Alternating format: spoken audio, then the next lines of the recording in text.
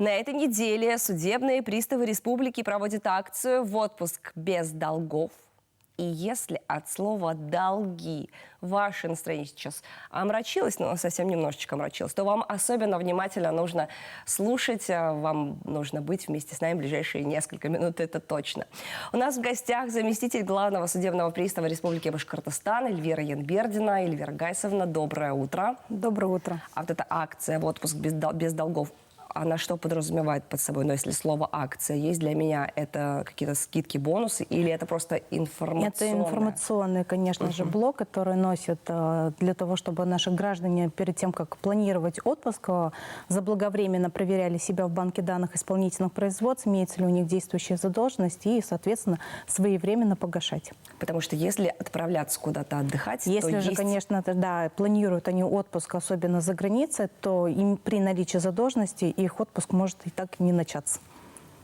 Ограничит ограничены, да, в праве выезда за пределы Российской Федерации. Они могут быть ограничены, и, соответственно, действующее ограничение, оно будет действовать до момента фактического погашения задолженности. Так, это касается только заграничной поездки. Вот по России путешествовать можно и с долгами. Да нет, мы, конечно, ни в коем случае не говорим и об этом. Долги надо в любом случае платить, но по большей степени... Это за границей, да, ограничение, потому что действует у нас только за пределы Российской Федерации, мы выносим, и оно будет действовать, как я уже и говорила сейчас, оно будет действовать до полного погашения исполнения, погашения задолженности, либо исполнения требований документов, которые отражены в исполнительном листе.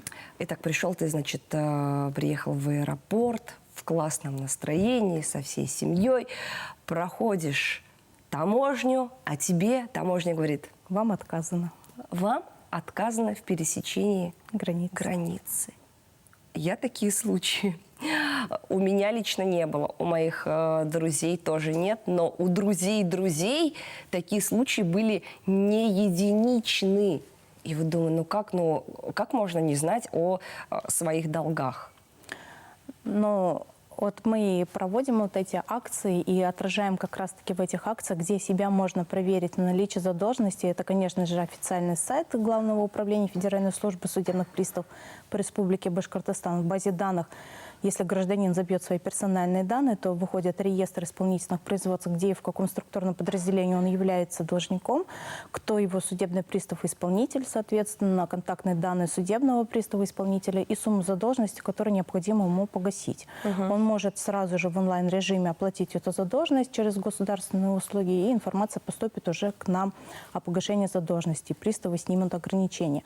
Либо это обратиться напрямую, если гражданин не доверяет интернету, напрямую в службу судебных приставов, к дежурному судебному приставу-исполнителю, который у нас дежурит каждый день, либо это заявлением через единый портал государственных услуг. Как раз-таки туда направляется заявление, в онлайн-режиме заявление поступает в службу судебных приставов, и в течение 10 дней, соответственно, предоставляется ответ об имеющихся задолженности и что необходимо сделать для того, чтобы погасить эту задолженность. От какой суммы начинается ограничение на выезд? Но в праве выезда за пределы Российской Федерации у нас действует от 10 тысяч рублей. Это по определенной категории исполнительных производств. Это как алименты, ущербы у нас. И если же гражданин в течение 2 месяцев своевременно не оплачивает, также могут быть по всем категориям исполнительных производств ограничено. Какие категории подпадают под ограничение? Это практически все. По всем исполнительным производствам мы можем ограничить. Это как алименты, не оплаченные нашими должниками, так это до банальных штрафов, которые также имеют большое количество неоплаченных гражданин штрафов. Много у нас в Башкортостане должников? Количество должников, да, у нас большое. Можно так сказать условно, что почти каждый второй, третий гражданин, житель республики имеет задолженность. Серьезно? Каждый второй, третий житель Башкортостана, у него есть задолженность. Если от количества исполнительных производств мы просчитываем, то и от количества жителей республики, то можно просчитать так. Если же взять на сегодняшний день количество действующих наших ограничений в праве выезда за пределы Российской Федерации, то это где-то почти каждый 7-й житель также у нас ограничен в праве выезда за пределы Российской Федерации. Но приехать в аэропорт, узнать о своих долгах, это, конечно, поздно, так не делайте, но тем не менее. И там же оплатить, тогда выезд будет разрешен?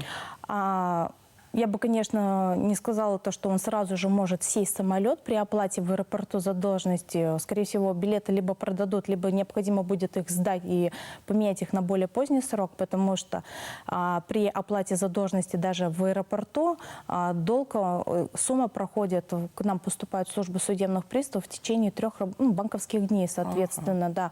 И как пристав увидит то, что задолженность она погашена, то в течение суток ограничения снимаются. Соответственно, он может уже тогда покупать билет, менять их и вылетать. Ой, то есть мы сейчас обращаемся к каждому второму, третьему жителю Башкортостана. Среди наших зрителей таковые тоже есть наверняка, у кого есть задолженности. Погасите их, пожалуйста.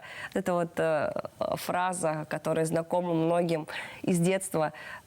Заплати налог, спи спокойно. Это точно про нас с вами. Будьте, пожалуйста, бдительны, отдыхайте. Пусть лето, пусть отпуск ваш ничего не омрачит. Мы благодарим вас за информацию. Спасибо.